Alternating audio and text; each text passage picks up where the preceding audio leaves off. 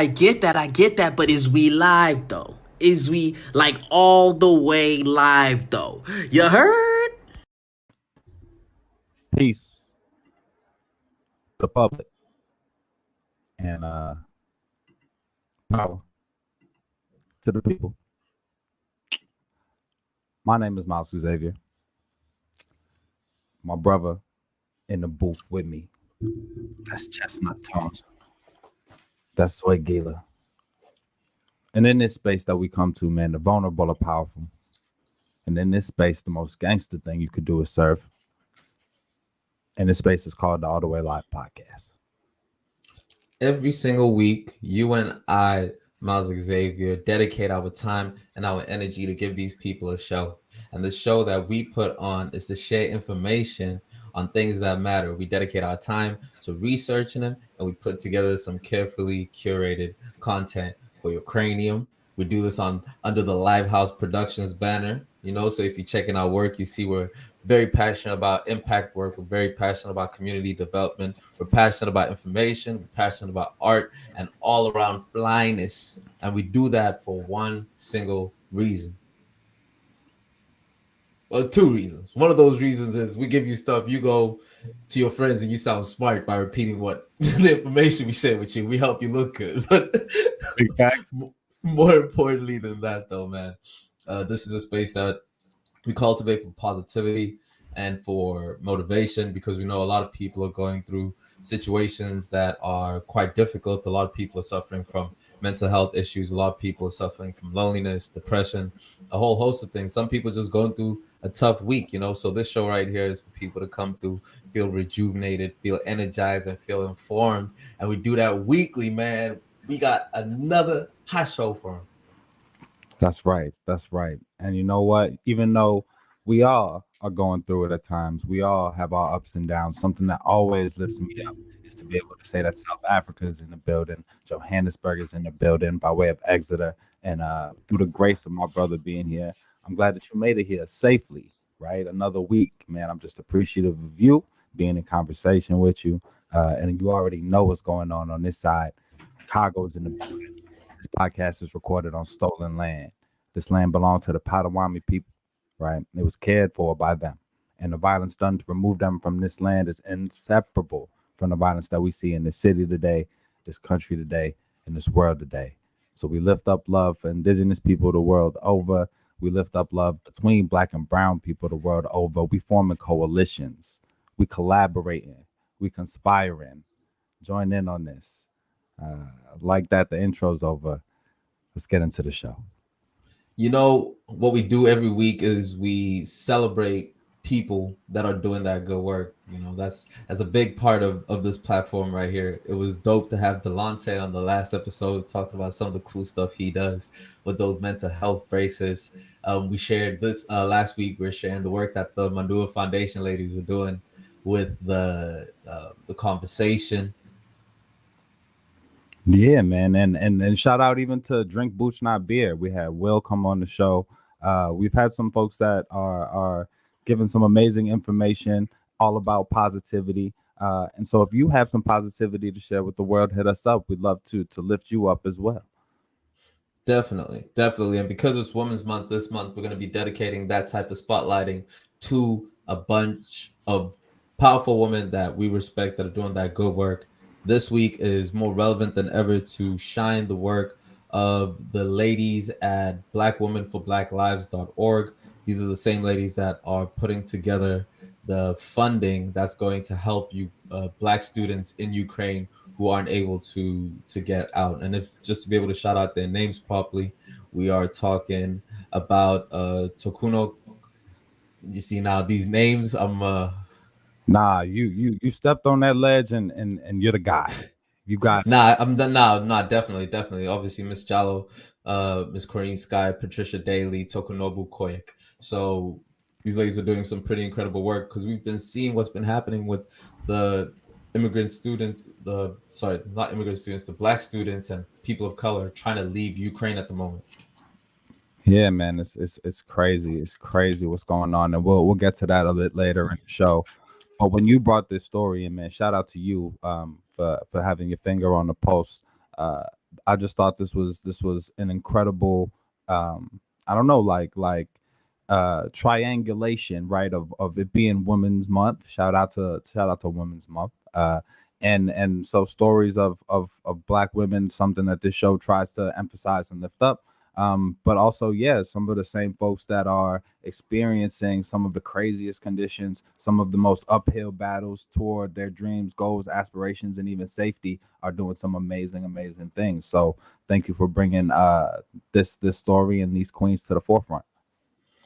And the cool thing about what these ladies are doing is the fact that they really just heard about the story. Two of the ladies were good friends staying in London. We're just like, yo, let's get together. We're seeing what's happening to our Nigerian brothers and sisters on the ground. We're seeing that they're struggling. There's racism clearly happening at the border. Let's band together, start this GoFundMe and do it. At a target of £10,000, and within a bit of time, they were able to raise 75,000 the last time that I checked.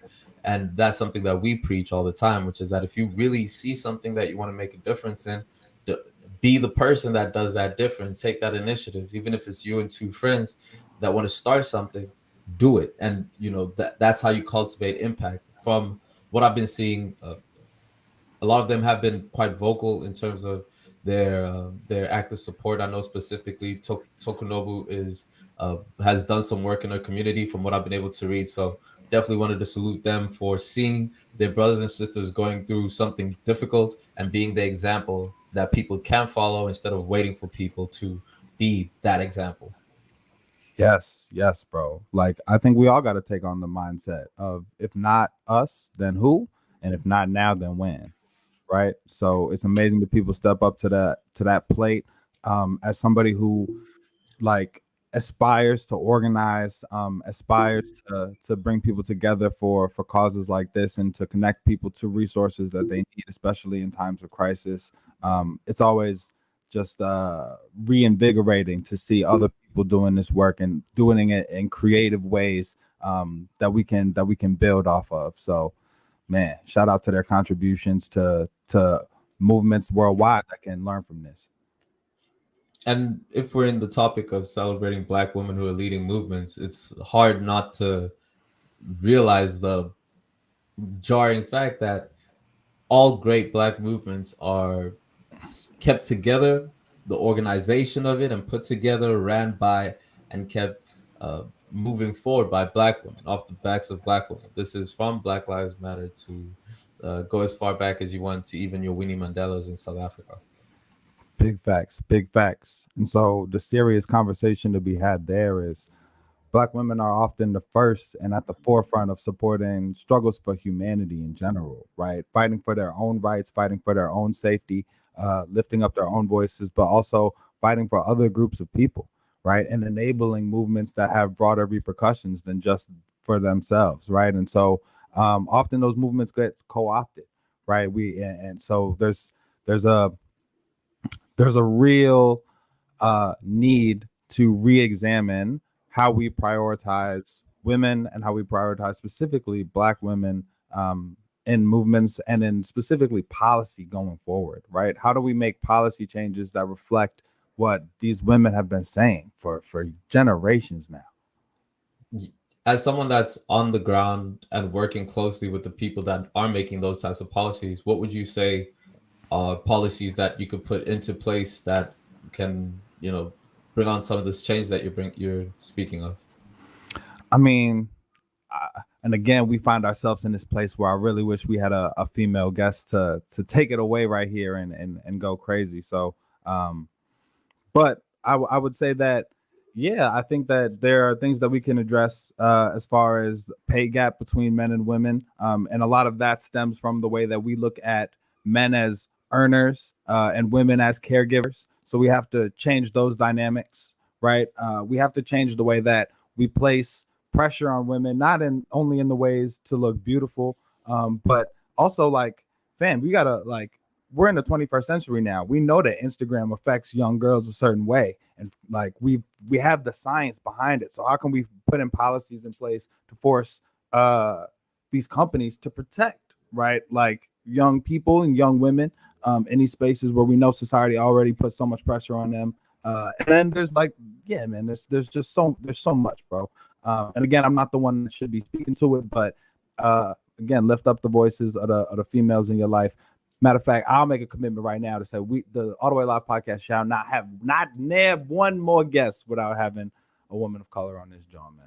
For sure. I think that's a great ambition to have. Specifically in South Africa, Women's Month to me means that we have to keep looking further into the gender-based violence that's happening to women in South Africa. They're being raped and murdered in rates that are higher than usual, that are higher than average. If you look at the statistics around the world, our rape rates are particularly high, only next to those of places like Liberia,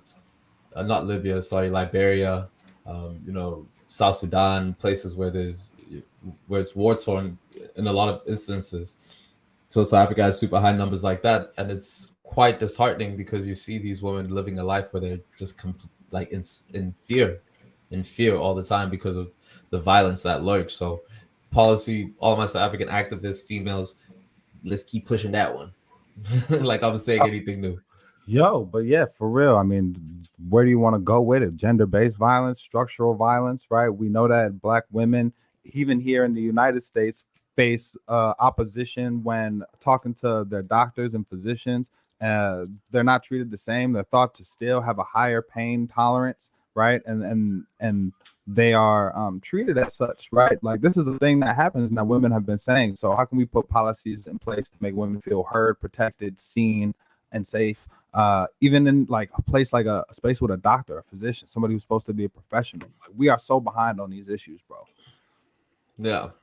And to look at my wall of inspiration in the books, and to quote Laura Bates again, the experience of a woman going to a hospital is very far from the experience of a man going to a hospital for some of the reasons, like you said, where pain and pain communication and how they treat the seriousness of how women communicate pain is very low, especially that for Black women. Black women are dying in hospitals at rates that are also above average. And throughout this Women's Month, man, we're going to do our best to stay informed. Definitely have a woman of color, like my brother Miles has said, onto the show, and continue to highlight in best ways that we can the work that we're doing to help the women in our communities. Last week, having given out a laptop, we're doing the work. Yeah. Shout out the Mandula Foundation. Shout out CEO Mo. Shout out P. Like, again, like everywhere you look, literally, right? At the front row and on the floor, man. Like, it's women. Women are there doing the work. So humbly, happy Women's Month. Humbly happy Women's Month. And we couldn't go further than to say happy Women's Month to our mamas, because our mamas are our biggest fan on the show. So happy Women's Month to our mamas. Yeah, happy birthday, moms. Happy birthday, Mama Sheila, right? Happy birthday to my godmother, my grandmother. You know what I'm saying? Shout out to all you. Said happy birthday. Oh, well, happy Women's Month and happy birthday. And, I'm just celebrating everything right now. When you said happy birthday to Mrs. Gill, I was like, I know for sure her birthday is coming up. Do you know for sure? I know for sure. Man. We should link on that. Hey, what we do over here is give these people a hot show, Mr. Miles Xavier, and we got some great content that's cooking up for him. And with your permission, of course.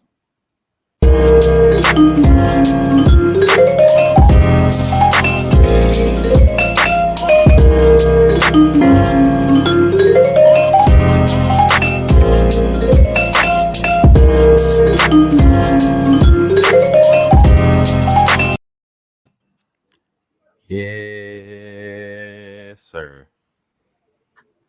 I should say yes, ma'am, low key. For Women's Month, we're banning all yes sirs for Women's Month. Oh man, this just got wild difficult.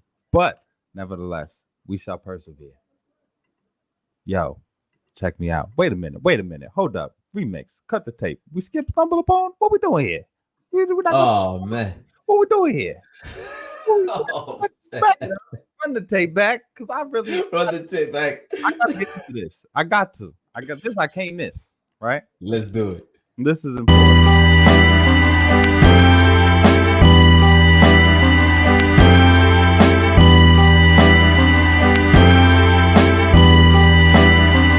Yo. The kid's official sliding on the instrumental. Nordic combos, twist your mental like forbidden jitsus. My click's initial.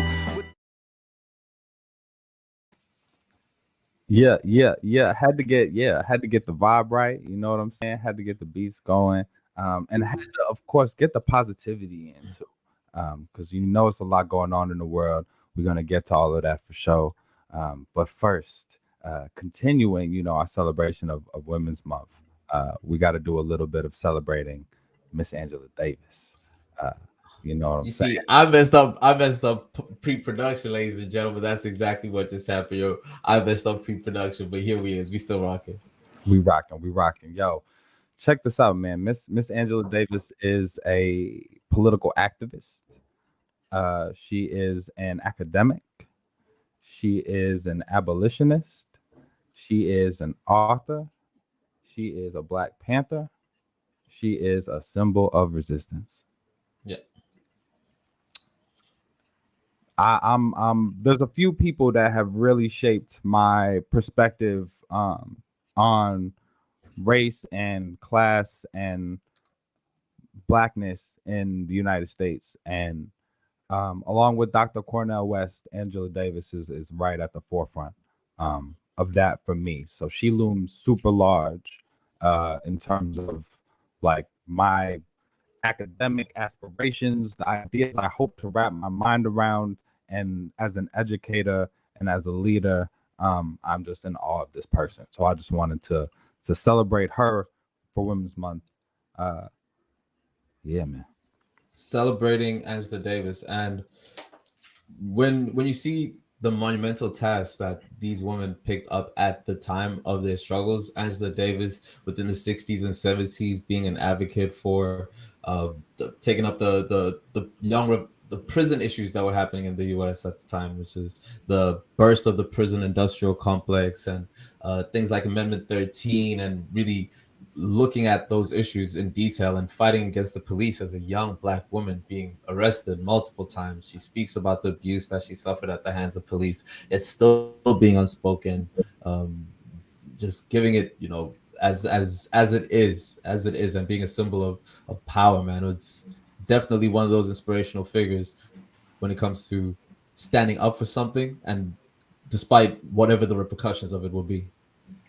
Big facts. This is a bad system, man.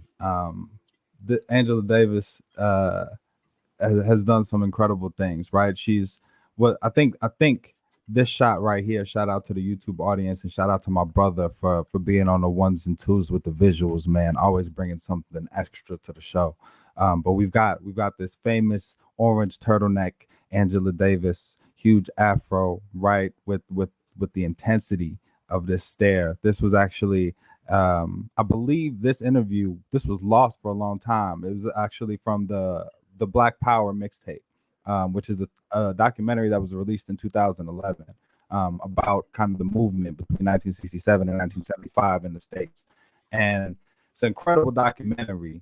But this interview with Angela Davis is just, it gives me chills. So I'm sure you can find it on YouTube. Go check that out, or check out the whole documentary. But essentially, one of the most famous incidents that kind of surrounds her legend is that she was actually charged with 3 counts of murder when firearms that were registered in her name were used to take over Marion County Courthouse. And actually 4 people were left dead, right? So as a outspoken professor whose name is now swirling in this mess, she's immediately charged. 2 weeks after the shootout, J. Edgar Hoover placed Angela Davis on the FBI's 10 most wanted list, making her the 3rd woman ever to be included on the list, right? So she pulls up to the courthouse on January 5th, 1971 to declare her innocence, right? And a lot of people, she's credited for representing herself. She actually had a team of 4 lawyers, but there was decided even amongst this team of lawyers that she herself, who, because she was granted the right of representation, of self-representation as co-counsel on the team, should make the opening statement for her defense. And so that part of her legend, defending herself successfully, being released on the merit of her defense, but also on the merit of a movement to free her that formed kind of outside and based on her contributions to the larger movement.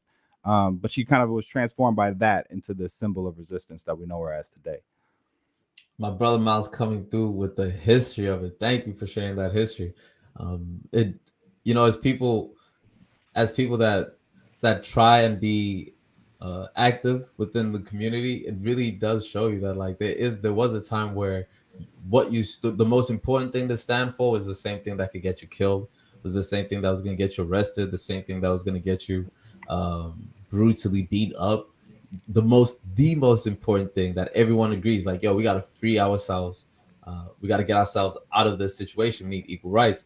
And having that be the main thing that can get you killed, bro, it just puts into perspective a lot how far we've come, but also at the same time how much further we need to go, and that all of us need to be able to realize that the most important thing right now is for us to look at the kids that are coming up and see that they're coming up in that is the hope, and the situations that they're coming into are not conducive for them to be able to be the full version of that hope. So how do we reach those kids and make sure that they reach the full version of themselves? I just want to let that breathe for a second, because that's real, man. I couldn't have put it any better myself. I think Miss Davis would agree with you. What I will say is I'll put that next to her words, and as we move to kind of wrap up this segment. But she even said, right, that for a long time she felt intimidated. She says, I felt there was no way that I as an individual could actually live up to the expectations incorporated into that image. There came a point when I realized I didn't have to. The image does not reflect who I am as an individual. It reflects the work of the movement.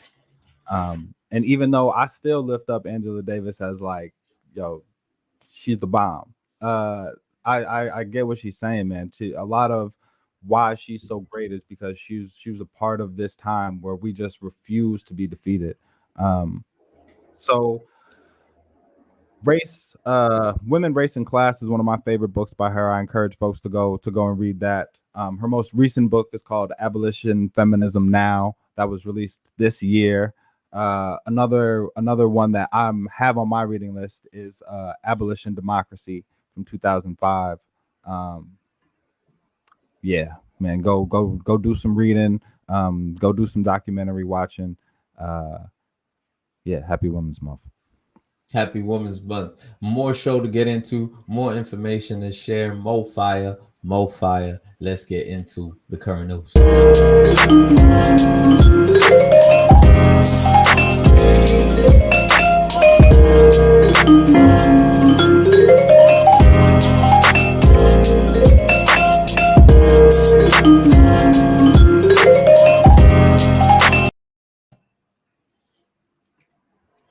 There's a war going on outside, Mr. Miles Xavier. Last week we came here and we shared a current news segment on the war in Ukraine. To this day, I think that would have to be one of the more popular feedbacks that we've gotten. So shout out to everybody that's been supporting. Shout out to everybody that's been watching and engaging with us on the topic. It is something that there's so much that we can speak about the war in Ukraine, but what has been bubbling up and what we've been seeing people really look at and what's been interesting to us is how migration has been treated differently across different borders, right? So you have the Ukraine migration, you have 1 million people that have left Ukraine now within a span of these last 2 weeks. And the clear question that the clear thing that people are pointing out to is the response of the European countries around Ukraine, how they're receiving those migrants compared to some of the other migrants that have been so coldly rejected from the UK, famously prior to this war. Yeah. Thank you for bringing us in to that context and kind of connecting us, bridging us from our initial segment. It's getting deep over there. It's getting deep over there. As you said, over 1 million people have fled the fighting in Ukraine. At least 360 civilians have lost their lives. So this is like, I just want to put humanity at the forefront of it first, as always. So, but like you said, this isn't the only instance where people are hurting, people are not safe, people are dying. We can look to Sudan, we can look to Somalia, we can look to Afghanistan, we can look to Palestine, we can look to Syria, and we've covered some of those conflicts on this podcast. But there is I like how you brought in the conversation, man. There's a difference in the way that people have been treated. We touched on it in our last segment. That some folks of African descent, of Middle Eastern descent, of East and South Asian descent are being discriminated against at these borders. And what can you tell us about this, bro? What can you tell us about why this happens? What can we say about what can be done about this? So the main thing that people are pointing towards is that in the EU, they have allowed for Ukrainian immigrants to be able to work and live in the EU for up to 3 years, which is a stark difference from what they were seeing with around 2014, 2015, the Syrian refugee crisis, where, you know, that same Germany took in 1 million people, and then the rest of the countries weren't necessarily as up to doing the same thing, specifically Bulgaria. But, you know, Bulgaria was quite vehement in how they were not going to be able to take in any immigrants. And then last week, the prime minister of Bulgaria was saying, in reference to the Ukrainian refugees, that no, these are educated people. These are educated, intelligent people, as opposed to terrorists that we don't know. So when I see that, obviously what you're dealing with is there's a cultural issue that's at play. Ukrainians and the rest of the bordering European countries have felt some form of kinship. Even in Bulgaria, that border has been has not always been there to a sense. So you could claim cultural proximity, which is one side. You know, that definitely has a thing to play, but it doesn't justify.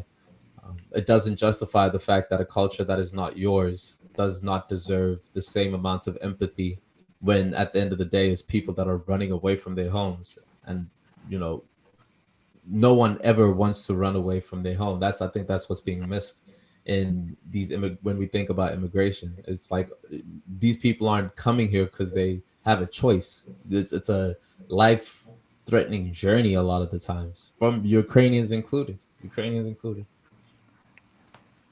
I think you touched on so much that's central to the key issue here, especially when you were saying, you know, this perceived difference between refugees from one country that are professionals and are trustworthy and can be easily integrated into society, versus people that are unskilled and have this connotation of uncivilized, right, and unincorporable into this society. And I think cultural proximity is one way that we draw those lines, but I think we can't not say white supremacy in this conversation, right? Like, whiteness is often the line that is drawn along, and intentionally so, right?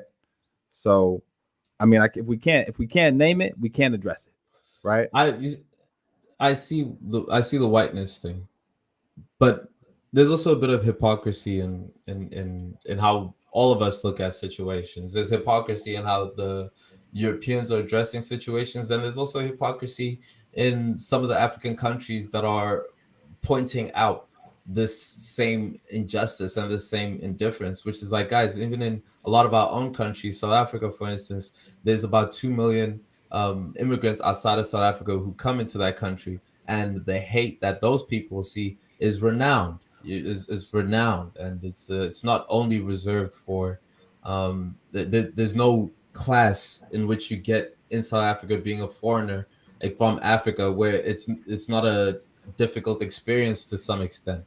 You know, that's a unanimous sentiment amongst a lot of African immigrants. So even in that case, we don't have that same type of sympathy. We don't or that empathy. We don't open ourselves up to understanding that where these people are running from, there's no opportunity, there's no education, there's no sanitary solutions. They're literally on their own, and there's nothing around them that can even provide even an inkling of opportunity. So when people make those movements, it's obviously because they're leaving a drastic situation.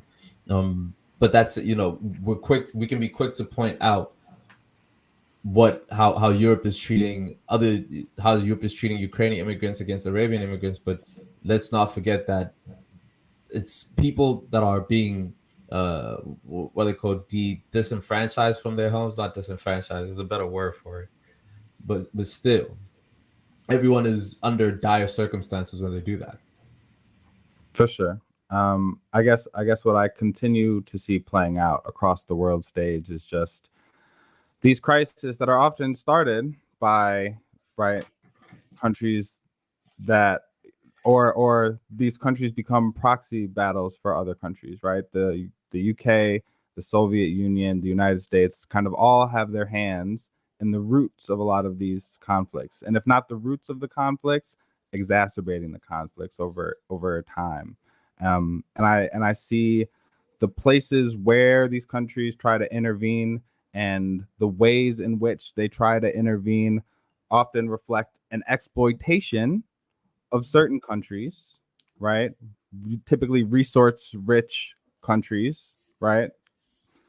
Typically non-white countries, and in a way that this plays out whenever white lives become at stake, right? Or whenever the space is not that. And so I welcome, different perspectives, and I certainly won't ignore the hypocrisy of, the United States. I don't know if it plays as hypocrisy, considering it's certainly white supremacy that plays into the ways that the border crisis and the immigration crisis across the U.S.-Mexico border plays out. And we haven't solved that. And I need to do more research and do more speaking and more activism and organizing around that as well. But I see people that look like me. I see people that look like you. I see people that look like the people that I care about, having the same needs, having the same potential to contribute to society. Students, college students, right, that are well on their way to being successful contributors to society. And I see them being turned away because they are immigrants to these countries, because they don't represent the familiar white culture that people think is desirable to bring into these spaces. And so if I'm talking on it, my responsibility is to say that. And I'll stand on that. To further that point and shine light on some of the different other refugee issues or migration and refugee issues that are happening around the world. You have obviously Syria, where over half of the population of Syria since 2014 has left that area. Back in 2015, we were hearing about Pray for Aleppo. Very much a similar type of situation. Very, very much a similar type of situation. 6.6 million of those people became dispersed. One of the highest and biggest refugee crises in the world. Afghanistan was the same with 2.2 million people, and South Sudan was the same recently with 2.2 million people. So these issues aren't reserved for just the Ukrainians, and we might even all be closer to a crisis of similar nature in our own countries. So it's just worth being educated enough to speed on exactly what people are going through.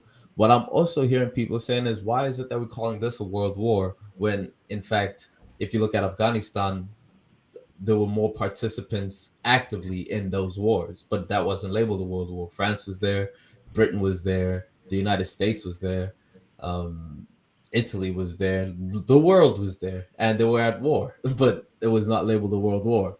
But this is. I want to hear why you think that is first, and then I'll say why I think that is. The branding, copyright infringement. I mean, for real though. It's that what I think it is because that Russia actually has the power to fight with the world. The world is at stake. Russia has the power for things to put the world in jeopardy. And that's why I think they're calling it a world war. In the instance of Afghanistan, Afghanistan did not have the type of military that did not have the capabilities to put the whole world at war, as we have come to find out with the weapons of non-existent mass destructions in Iran and Afghanistan, right? So that's why I think they call it a world war. Because if the US and Russia had to pop off right now, bro, it's game over. Yeah. And I think that's a big part of it, right? Is because Russia, unlike Afghanistan, is considered a country that has the ability to actually wage a conflict on multiple fronts across the world. But also, I think there's a sense of like almost wanting that to be the case. Like I feel like there's always media sensationalism, but I also feel like we're now in this sense of like since COVID. We're kind of expecting like every crisis to be like the next big, everybody stop working, everybody, go home, shut it down. And I think there's just a little bit of sensationalism and amplification and a willingness to jump to the most extreme headline based on that. And part of that might be like, what feels familiar. There's a like there's Russia. Russia's getting amped up again. I remember this feels like, back in the 80s. But I also think there's a certain uncertainty we developed from COVID because we saw something go all the way left. And I think we're waiting for the next thing that goes all the way left. And I hope that this is not that. 360 people losing their lives is not anything small. But I'm really hoping that this conflict, which unfortunately does not seem to be de-escalating, does find a way to at least minimize loss of civilian life. I can be blamed as being one of those people that after COVID, I now am in belief that something that can disrupt everything is possible. So, and also I'm in Europe, bro. I'm close to this madness. This is definitely something that is unnerving for sure. You have a war that's happening in the same region that you're in, and the capabilities of the people at war can easily expand into the region that I'm in. And maybe I'm looking to probably have to work from home again for the next 3 years because the bombs are wilding outside. Dude, I hope that doesn't happen.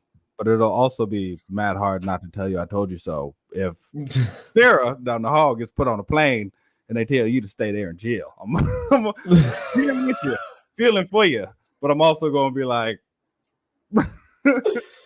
they would have put me on the plane first, is what you said? Definitely not first. Do you think you first? Definitely not. As outspoken as we are, they're definitely not putting us on there first. But still, having that fear, right? Having that fear of saying like, what if it does go all the way left? What if it does have to spiral? And the worst case scenario, as the scientists are predicting it to be and the analysts are predicting it to be, is if the US actively engages in a war with Russia, which means then that the two largest superpowers that have nuclear weapons are going to be the ones that are going at it, and that is mutually assured destruction, almost to anybody's metric. There is that element of it, but is that likely? It's not entirely too likely. So we can at least rest on the fact that the US might not encroach into that territory, hopefully, because that way it doesn't matter where I am, where you are, it's going to be going down. So the criticism that we've been seeing coming to the US and how they are participating in this war, because historically the US has been a country that has had the savior complex when it comes to wars. Retrospectively, we can look at their involvement into wars and see that they're very tied to their capital interest. They're very tied to resource interest. The same reason that so much money was expounded, $2 trillion was expounded in Afghanistan, went under the guise of terrorism and under the guise of infiltration of people's freedom. This is the same thing that's happening in Ukraine, but the response is not the same. This is the same thing that's happening in Pakistan, but the response is not the same. And you try and see what is the common factor that these countries have that can maybe indicate why is it that the U.S. is not springing into action like that. And they don't have oil fields or brown people. They don't have oil fields in them, and because of that, they're damned to not be able to qualify for the U.S.'s "will come save you" package. Yeah, or we'll come meddle and probably make it worse, right? And try and prop up a regime that eventually dip because damn. That's the whole U.S. plan. Yeah, for sure. But that's what I'm saying, man. And what is it that makes countries like the United States or even Russia feel like they're like it's fair game to kill as many civilians as it takes to advance their interests, right? I mean, there's capitalism plays a role in this. I don't know how deep we want to get into this conversation, but it's like, what do you think has to change so that we are no longer at the mercy of the whims of the maniacal like leaders, like world powers like this, right? Like even because we're not so far, like we got real soft now that we have Biden as the president, but it wasn't so long ago that the U.S. had a president who was just as volatile, just as like ready to jump into conflict. And as a civilian, I don't want to be at the mercy of these like egotistical dudes, man. For real. That's what the people of Ukraine that's what the people of Russia are feeling right now.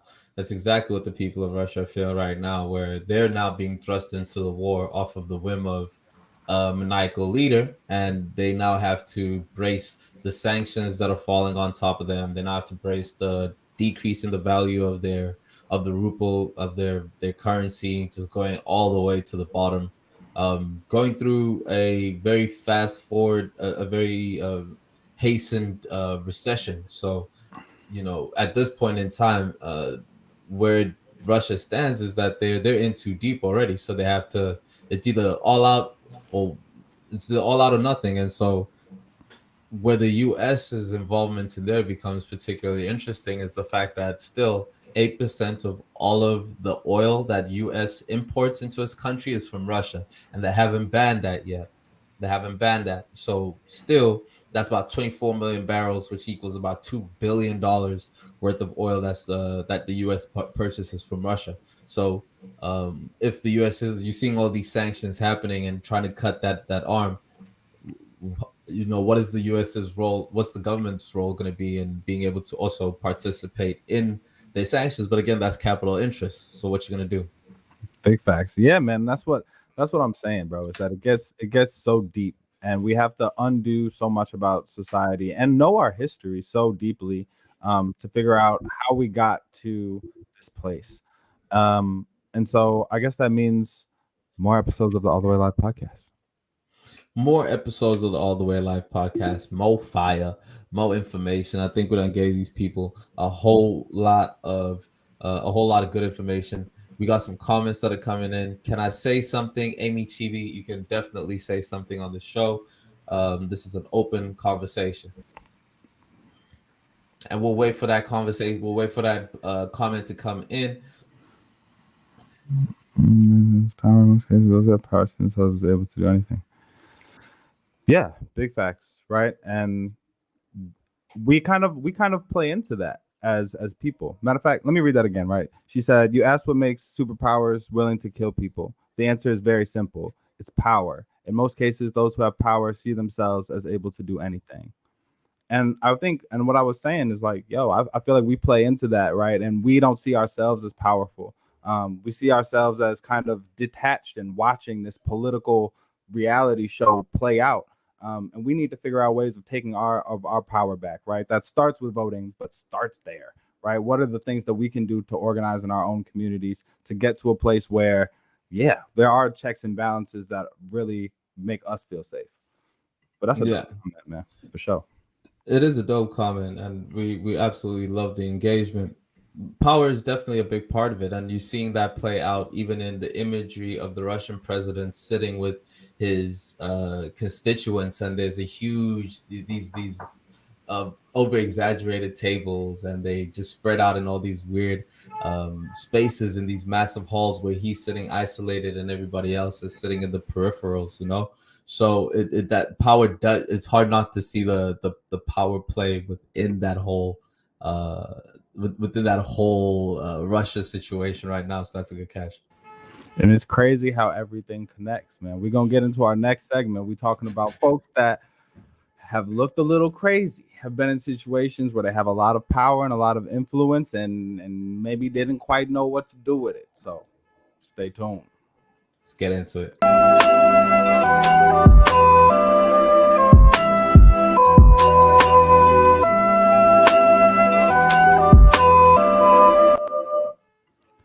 Back again. Yo. Is this a happy or sad topic, man? The topic that my brother Miles has introduced so smoothly is Genius. We're getting into Genius, Kanye West. I was begging you to watch this. I was like, Miles, you need to watch it. You need to watch it. You kept on saying no. Week after week after week, you kept on saying no. You would not budge. Now that you have watched it, why were you so hesitant in watching it? Because I was already hurt.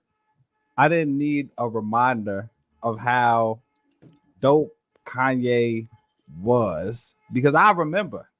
And I've spent the last few years trying to preserve that memory and detach it from the person that we kind of have seen him transform into. And it was really hard for me knowing how much early Kanye meant to me, and the mindset of just now getting to this place of being like, you know, having kind of let go of a hero like that, of being like tossed back into the world of when he meant so much. So it was difficult, but it was amazingly put together, and it definitely made me feel something. So I appreciate you for insisting that I watch it. I'm glad you watched it, because me and you, if there's one thing that bonds our friendship that has now lasted over 13, 14 years. We've been friends over 14 years now. Is that number correct? No, but no. Not even close. But good job. But it's been close to 10. It's been almost 10. It's almost 10. Almost 10. Since I've met you, we've bonded over the fact that some of our favorite album is Kanye West's album. And so I've been listening to College Dropout, which Genius is all about since it dropped. I've been listening to College Dropout for 14 years. I remember when it came out. I remember being excited, going to buy the CD with my pops and listening to it so much that it scratches, going back a few days later, buying 2 CDs. So one could be in the car and one could be in the house. Still one of my favorite albums of all time. And so when we talk about the Kanye fan, Chicago is home for you, second home for me. Chicago, Kanye is a Chicago native. So it doesn't get bigger when it comes to stars for Kanye. So being able to see this documentary after all of what we've been given from Ye, for me, was one of the most refreshing pieces of content about him and that involves him. That allowed me to get back into that place where I could appreciate Ye for the Ye that I know. That was beautifully said.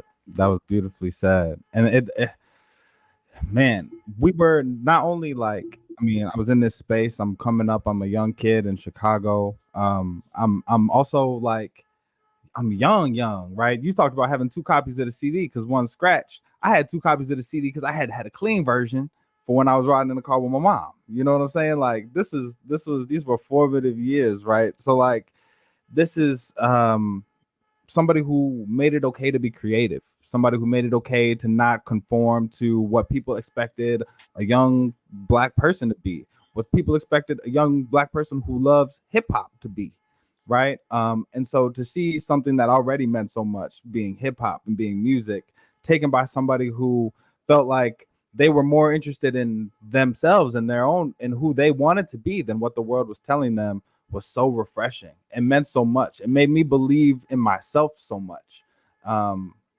And so I think what the documentary does a good job of showing is how real that was for him and how deeply normal in a way compared to who he is now that he was, right? And does that mean that any of us, under the right circumstances, under the right pressure, under the right amount of fame and spotlight and influence, could go places we never thought we would go? Definitely. And that was the whole story that he preached. And, you know, even in choosing this picture, the one with his mom, she was a massive supporter of his, and one that kept on fueling the fact that you can be anything you want to be. Kanye, you know, the most endearing scene, obviously, is when he's rapping to her and she's rapping along his lyrics, and they're sitting there together, and she goes, Kanye, you know, I thought about the fact that you decided to buy all this jewelry instead of having a house.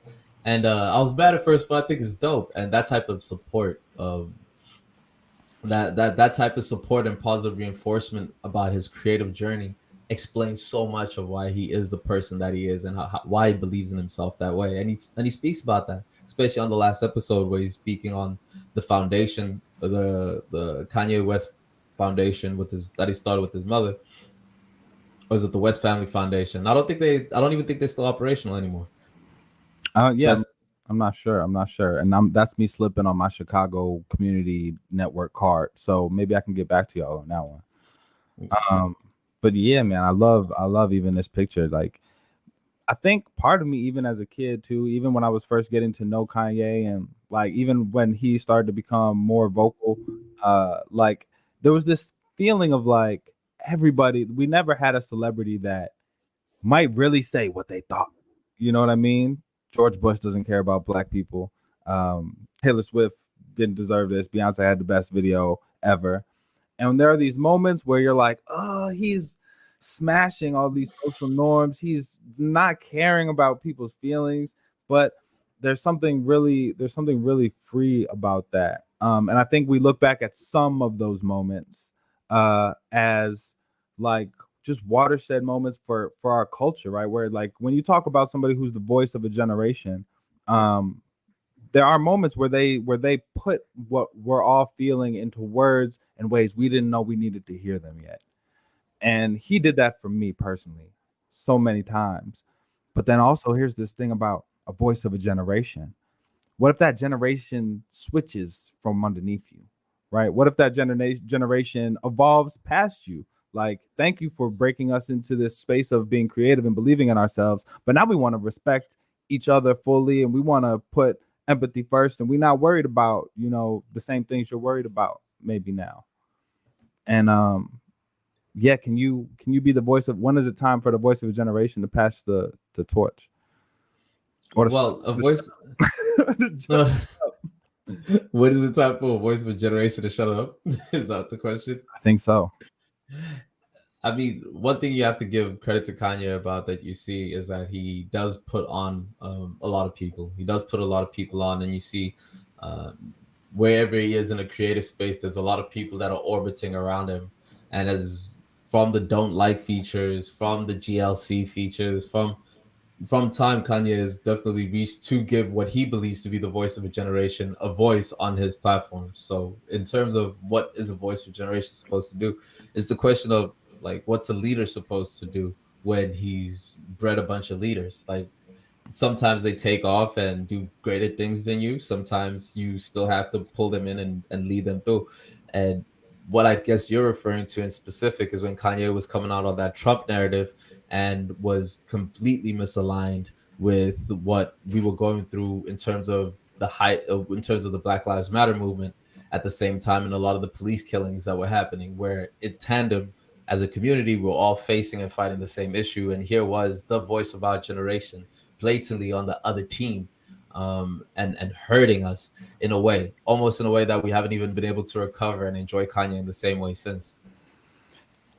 I thank you for just like kind of summarizing that. But I think that highlights like some of the worst moments of like a broader shift that I'm talking about, right? Like even before he actually put on the MAGA hat, like even before he said slavery was a choice, right? I think there was this point at which Kanye was the perfect person to build Kanye's world, right? Kanye was the only person that believed in Kanye enough to create for himself create the version of himself that he saw himself as, like the best musician, the best producer, the best rapper, right? When nobody else believed in him. But then you get to this point where you're the best person to create Kanye West. And I think in some ways the world needed to watch him become this success. But then there's this shift where now the world is not, you're not the best person to create the world for everyone. So you've created yourself and you've created this persona, and now you get this power and influence where actually you can kind of influence the world around you. And the best person to build themselves up isn't always the best person to make decisions about what's best for the rest of us. That's the best person that can build stuff is not always the best person that can make the decisions for the rest of us, is what my brother just said. That's dope, right? That's hard. And it's true. It's the different roles that we play when it comes to leadership, and the different roles that you play when it comes to how you connect with people. In order to be the greatest builder, you need a high level of narcissism to carry you through that. But when it comes to being a collective party decision maker, your empathy levels need to be higher than your selfish endeavor levels. So that way you can truly get to the heart of what people want you to at least motivate for building. And then those two things standing next to each other under the right circumstances can lead to incredible impact, right? And we've seen that happen in the way that Richard Branson, for instance, Sir Richard Branson, who owned Virgin Atlantic and Virgin Airlines, multi-billionaire over Virgin Music. When the Syrian crisis kicked off, when the Iraq crisis kicked off, and Afghanistan, there were a whole bunch of refugees leaving from there, heading over to Jordan and places like that. And he saw that they needed blankets and whatnot. Was working with the queen, the queen of Amman at the time. They came together and they were able to help a whole bunch of refugees at that point in time. You have one person on the side who has a certain empathy to the people. You have another person on the side who has the resources, and you bring those two together and people get help. It's the same thing. He might not have been the best person to make the decision on what needs to be helped by, what needs attention and helping. Word. And then I think what Kanye's story proves is that love and confidence can bring you to the top, but you need love and humility to persevere after that, right? In the space beyond the point of reaching what success is, even on your terms, you need a code, and you need a support system, and you need something that you listen to more than yourself to survive in the space beyond that point. And that's what I would like, because this makes me think, right? No matter what I think success is, what am I going to do and what's going to sustain me after I get there, right? And I think the documentary shows that he lost his mother at a crucial point in that process. I think the documentary, she was so young. Yeah. I think the documentary shows that when everybody told you can't, and you're the only, and you continually prove that you can, how do you then know when you're wrong? Right? How do you know when you're wrong? Keeping it in the traditional sense of how we do these recommended and reviews, man, we talk about the positive highlights and we talk about a bit of the lowlights. For me personally, I have to say that I did enjoy getting to see a whole lot of young Kanye in a way that we hadn't seen him when he was super, super young. Watching the process and the making of some of our my favorite songs off of College Dropout was super dope. Getting to see Kanye in a different light was great, in his relationship with his mom. I do feel shorted on getting to be a bit in depth with the Jay-Z Kanye period. That would have been dope to see how Watch the Throne came to be made, and that period, more Jay would have been dope. But Yes, But that I would also take some more Jay-Z. Yes, please. more Jay, but that would be my wrap up of it. Overall, man, I really enjoyed it, and it's one of those hip hop documentaries that I'll keep going back to. Yeah, I'm glad you smacked me back into recommended review mode. This was for sure just like Kanye, A rant, like yeah. So my apologies, yo. But it was a dope documentary. I love the way that it was put together. I love the vulnerability that like was even shown by the director, right? Like it was very, very personal. I knew you was gonna be mad though that all that time was focused on College Dropout, and then they like jumped over My Beautiful Dark Twisted Fantasy. They did a little Late Registration. There's so much with Kanye, and there's so he was so great for so long. So still is. Yeah. And I like the end of the documentary, kind of focusing on the ways in which he's reached back for positivity now. I think it was more entertaining than I even expected it to be. I thought it would get a little cringeworthy at the end, but it was well put together. I recommend it as a watch, even if you're not the hugest Kanye fan, and even if you aren't looking for something like train crashy. It actually pulls at the heartstrings a lot more than it is like for shock value. So I don't know if we rate the movies, films, documentaries with a number. Do we do that? I got 4. I'll give it a 4 out of 5. Solid 4 out of 5. 4 out of 5 reels. Full reel. Boom. Full real. Cool. Mr. Miles Xavier, we did it again.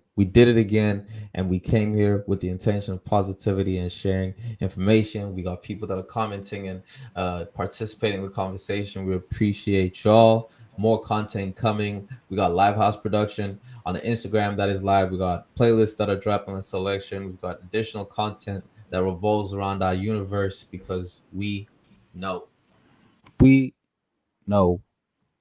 that we didn't get to Amy's second comment, but we appreciate the engagement, man. We know that we ain't nothing without y'all, without the community, without you guys talking to us. Tell us what to talk about. Tell us how we can lift up the projects that y'all got going on. Tell us how we can do better, know better. And, we just figuring things out in real time, man. We figuring out how to make sense of these headlines, how to make sense of the world around us. This is a celebration of celebrating. This is a celebration of life. This is a celebration of how good it feels to be Black. Don't it feel good, way? Love it. And we hope it feels good to be you. We hope you love the skin you're in. So take care of it. You know what I'm saying? Eat something delicious. Hug somebody you love. Peace, water, like that. We go. Yeah, I get that. But is we live though? Is we like all the way live?